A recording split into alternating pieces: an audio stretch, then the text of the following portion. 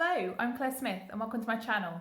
So today I've got my top 5 most snuggly scents. So what does snuggly mean? Snuggly, if you actually look it up, means comfortable, warm and cozy. And I'm hoping that these 5 scents will impart that feeling to you as much as they imparted to me. So I've noticed as well while I've been compiling this list that there do seem to be some standout notes here. There seems to be a focus on vanilla, on musk, and on kind of rice notes as well, I've noticed, as well as notes that are powdery, such as iris or violet. You may know that UK is in lockdown again, and it's been snowing, it's been rainy, it's just been generally unpleasant weather-wise. So I've been, having the heating on the max, and I've been spending the evenings watching TV with my husband, and these are the scents I've been wearing, so I thought I'd share them with you. So here are my top 5.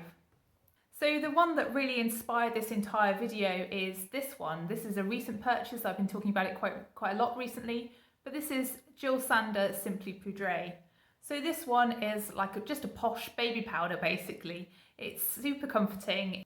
It's got lots of rice and vanilla, and it also has like a very strong floral undertone with the heliotrope in this, and it kind of has that kind of almondy kind of feeling to it. It's very soft and luxurious, and it also makes me think of cashmere, which I think there is cashmere wood in this as a note.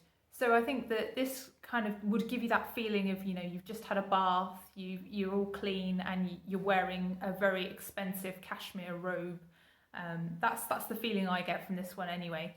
It does last a very long time. I've worn this to work a couple of days and it did last the entire day. I could still smell it on me. I don't think there's immense projection for any more than the first hour or so, but yeah, it's very long lasting and I'd recommend this one. So it's Jil Sander Simply Poudrée. So the second fragrance is kind of a little bit similar in the fact that it does have that kind of rice puddingy kind of feeling to it, and that one is Loverdose Tattoo by Diesel. So this one is a flanker to the original Loverdose, and it comes in this pretty black heart bottle. And this one, I don't like the opening, but I really love the dry down. So the opening is quite citrusy, but it very quickly settles down. So in the opening you get citrus and you get a little bit of jasmine, but then like a rose kind of note appears, and then almost immediately it dries down into a beautiful kind of very creamy rice pudding, very much more creamy than the other perfume that I just showed, the Jil Sander one. This one is, totally like custard, rice pudding. You can really smell the rice note in this. It's very distinctive. But yeah, I think this kind of makes me feel like I've just eaten well. It makes me think of kind of being a child and having rice pudding, warm rice pudding in the winters to keep me warm, that kind of thing. So I really like the dry down of this one as well, and that's my second pick, Loverdose Tattoo by Diesel. So my third pick is another flanker fragrance, and this one is a flanker of La Nuit Trésor by Lancôme, and that one is Musk Diamant. So I just have this little 10ml vial of this fragrance, and I really like the way that this has musk throughout. So it's in the top, the middle and the base, and that really is the main note that you get in this, unsurprisingly.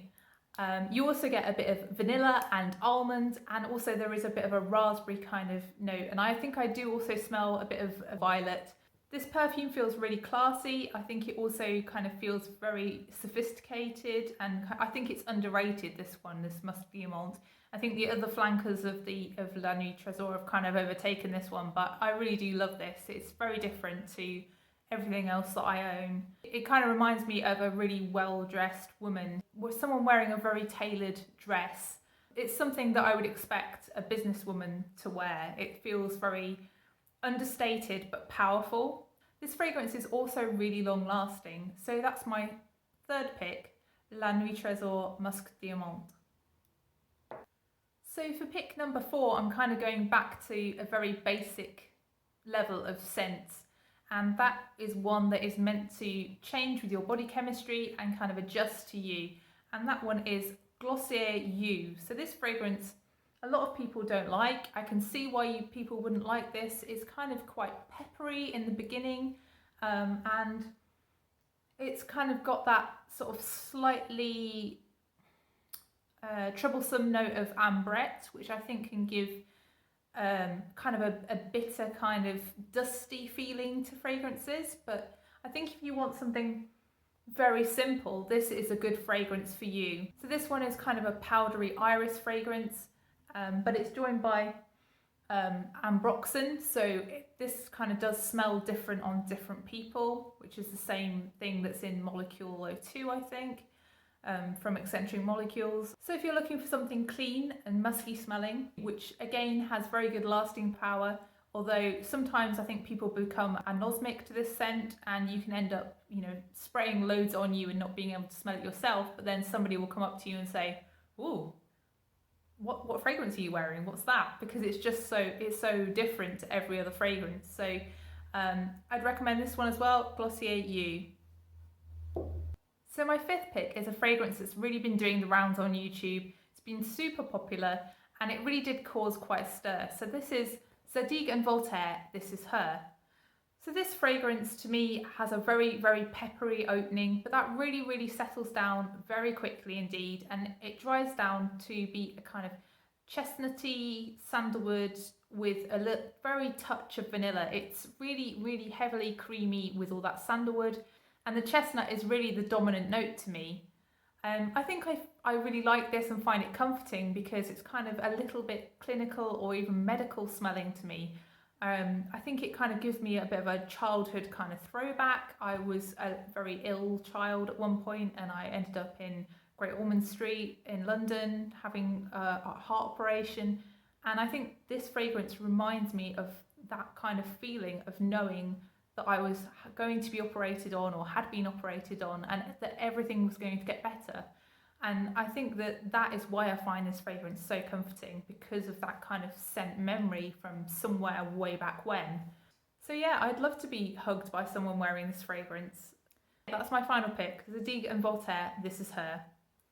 So those are my 5 most comforting, cuddly, snuggly, warm, cozy scents in my collection. So which are your warm, snuggly, cozy scents? And do you agree with my picks? And if you've enjoyed this video, please give it a like and please consider subscribing, because I do a lot of perfume videos and I'd love to talk to you in the comments, and I'll see you in the next one. Bye!